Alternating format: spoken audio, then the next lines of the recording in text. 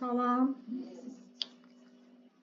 Bugünkü dərsimiz olacaqdır 4.3 tənəffüs hərəkətləri və qazlar mübadiləsinə aid öyrəndiklərinizi tətbiq edin.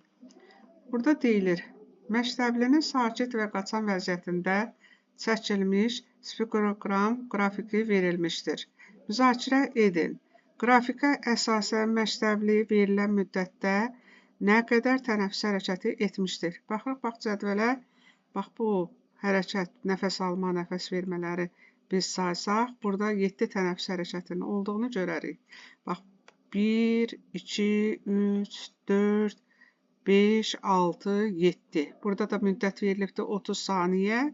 30 saniyə müddətində 7 tənəffüs hərəkəti edilmişdir. Burada isə qəbul olunmuş havanın miqdarı kub desimetrlə ifadə olunmuşdur. Bildiyiniz kimi kub desimetr litrə bərabərdir. Ona görə də mən burada bu qrafikin üstündə qeyd eləmişəm. Bildiyiniz kimi qalıq hava 1,2 litrə bərabərdir. Ehtiyat hava 1 litrə bərabərdir. Tənəffüs havası 0,5 litrə bərabərdir. Əlavə hava isə bax bu gördüyünüz müddətdə olan havadır ki, deməli bunun da miqdarı 2 litrəyə bərabərdir. İndi bizdən soruşulur, müzakirə edin. Qrafikə əsasən məktəbli verilən müddətdə nə qədər tənəffüs hərəkəti etmişdir? Qeyd elədik ki, 7 tənəffüs hərəkəti edib 30 saniyə müddətində. Bu zaman ağciyərlərin tənəffüs potensialı nə qədərdir? Mən əvvəlcədən vaxta görə bunları üstündə yazmışam, indi isə sizə məlumat verəcəyəm. Ağciyərlərin tənəffüs potensialına bildiyiniz kimi tənəffüs havası, əlavə hava birlikdə daxildir. Burada isə üstündə qrafika uyğun qeyd eləmişəm təqribən. Qiymətlərin yerinə qoysaq 0,5 üstə gələk 2 litr olmaqla 2,5 kub desimetr və yaxud 2,5 litr almış oluruq. Sonra soruşulur, verilənlərə əsasən məktəblinin ağciyərlərinin həyat tutumunu hesablayın. Ağciyərlərin həyat tutumu bərabərdir. Tənəffüs havası, əlavə hava və ehtiyat hava. Bunlar da qiymətlərin yerinə qoysaq 0,5 tənəffüs havası, 2 litr əlavə hava, 1 litr isə ehtiyat hava olduğundan bunları toplasaq 3,5 kub desimetr və ya 3,5 litr almış oluruq. Öyrəndiklərinizi yoxlayın.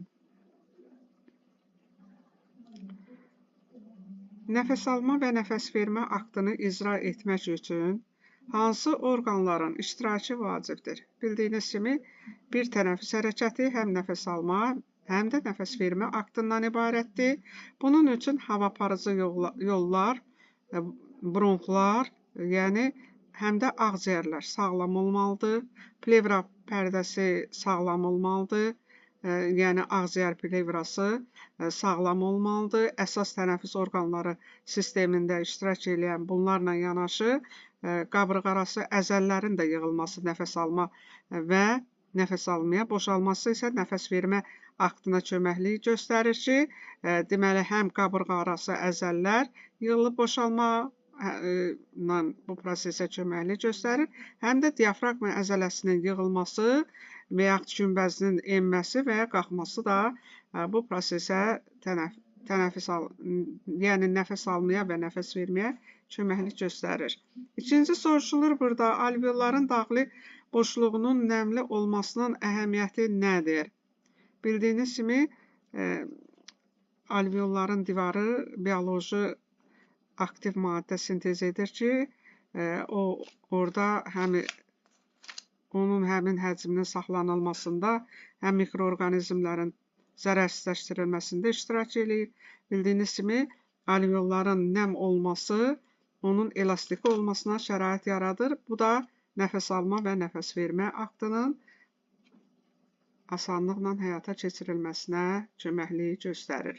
Bu qədər. Sağ olun.